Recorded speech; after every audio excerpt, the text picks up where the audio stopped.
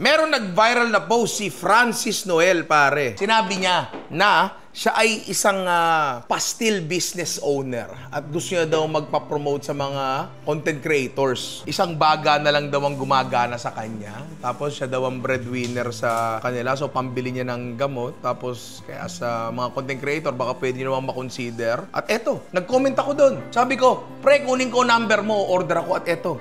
Umorder tayo ng 10. So, meron ata siyang 2 variant. Isang classic, tsaka isang spicy. Tumura tayo sa spicy. Ayun, manok siya. Nasa mantika para ma-preserve. Amoy?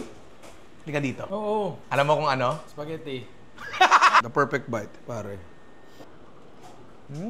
Masarap to. Ina-expect ko pang karaniwan lang siya. Pero legit, pre, masarap to. Oh! Ito yung kanilang original. The second perfect bite. Okay, doon ako sa spicy, syempre. Parehas naman yung lasa nila. Hindi naman na iba. Mas spicy na talaga yung lasa. Nakalagay nga, spicy di ba?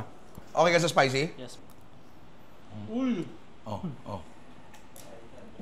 Sir, amin na yung kutsara ko! Masarap siya, malinamnam siya, pero hindi siya maalat. So, order kayo nito. Alam mo ano ba dapat orderin? Eto, pare, oh! Ninong Rivers, idamay mo na! Meron tayong riding jersey, tsaka polo, pare. Meron libre sticker kapag umorder ka ngayong December, kaya order na kayo. Check, September pala.